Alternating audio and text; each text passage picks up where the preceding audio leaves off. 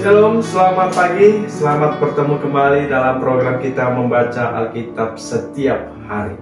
Pagi hari ini kita masuk dalam episode 4 Juni dan saya terus mengajak kita, mari kita terus ikuti pembacaan Alkitab kita.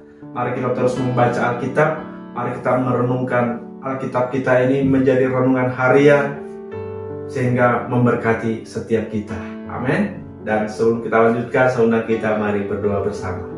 Bapak yang baik, terima kasih untuk pagi hari ini, hari yang baik bagi kami boleh kembali mendengarkan renungan firman-Mu. Kiranya renungan firman-Mu memberkati setiap kami, menjadi renungan yang hidup, yang membawa hidup kami semakin baik di dalam Tuhan. Terima kasih Bapak, di dalam Yesus Kristus kami berdoa, haleluya, amin.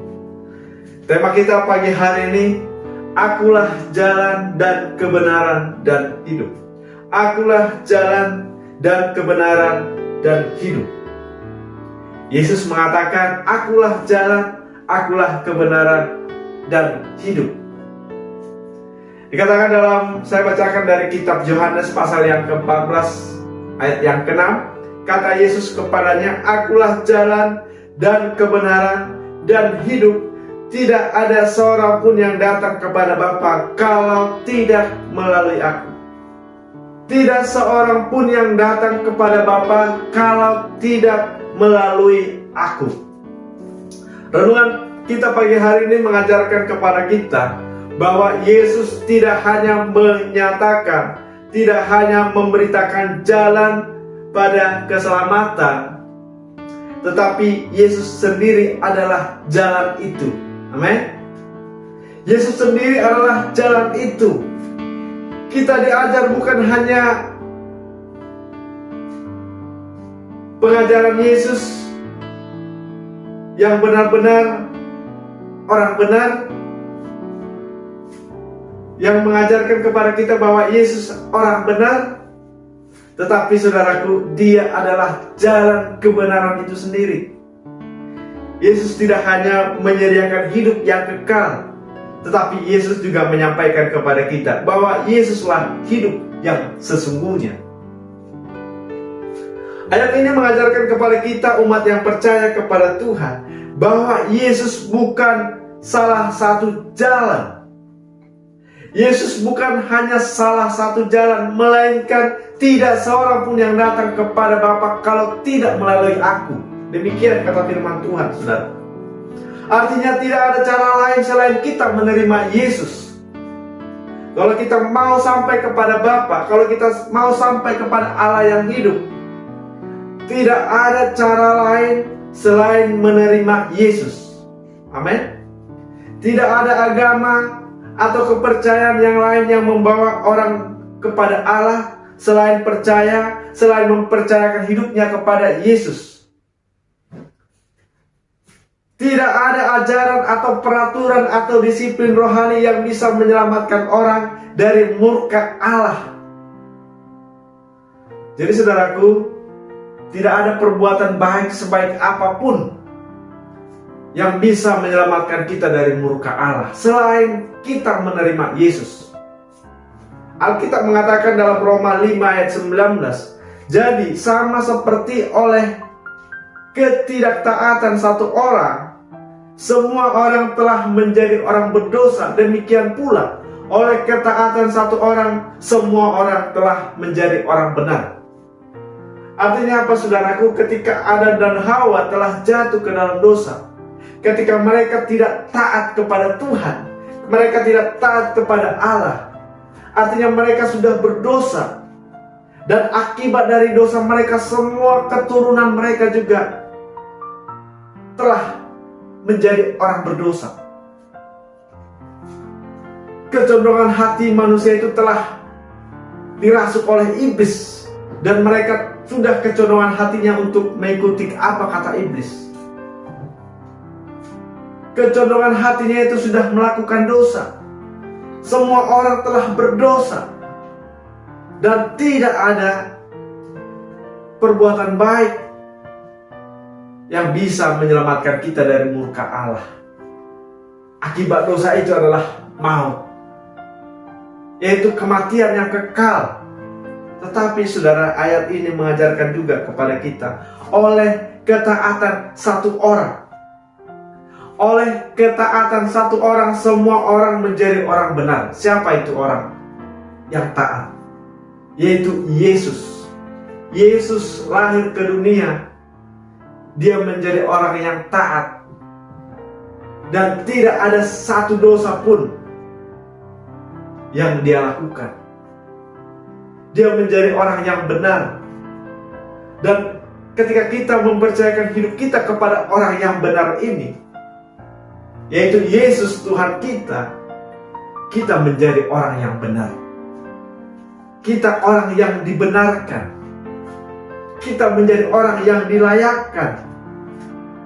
Jadi saudaraku yang dikasihi Tuhan, hanya itu jalan satu-satunya. Hanya itu jalan satu-satunya, tidak ada yang lain, saudara. Perbuatan baik kita yang kita lakukan sebaik apapun, di hadapan Tuhan itu seperti kain kotor, tidak berguna, saudara. Kita ini hanya belajar untuk berbuat baik.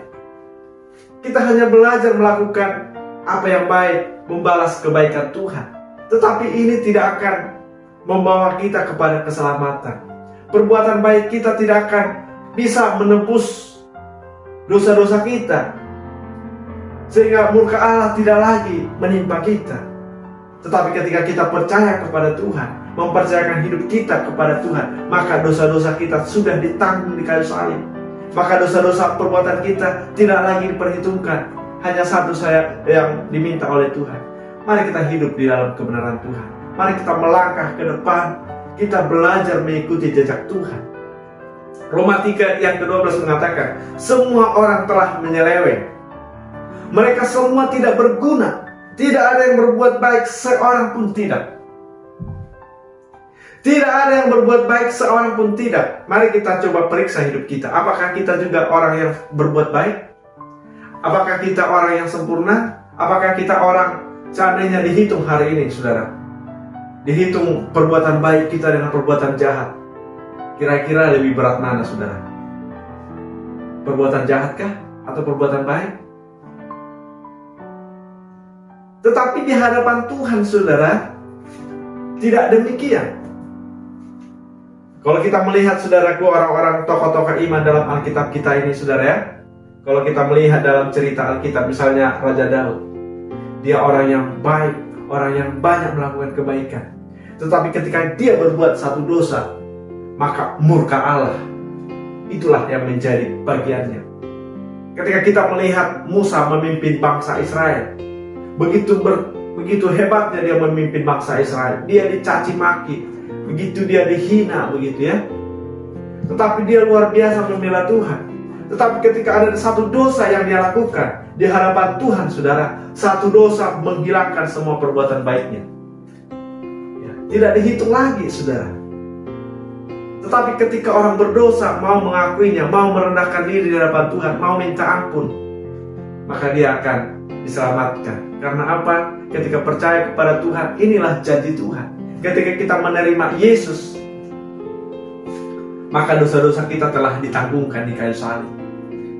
Kalau zaman dahulu, saudara, mereka harus membakar korban bakaran, dan hanya orang-orang yang mampu yang boleh mendapatkan pengampunan. Orang-orang yang tidak mampu, mereka akan menjadi orang berdosa selamanya.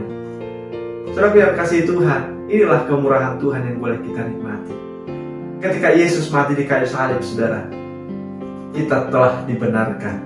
2 Korintus pasal yang kelima ayat yang ke-21 mengatakan, Dia yang tidak mengenal dosa telah dibuatnya menjadi dosa karena kita, supaya di dalam Dia kita dibenarkan oleh Allah. Sekali lagi saya bacakan, Dia yang tidak mengenal dosa, ini Yesus.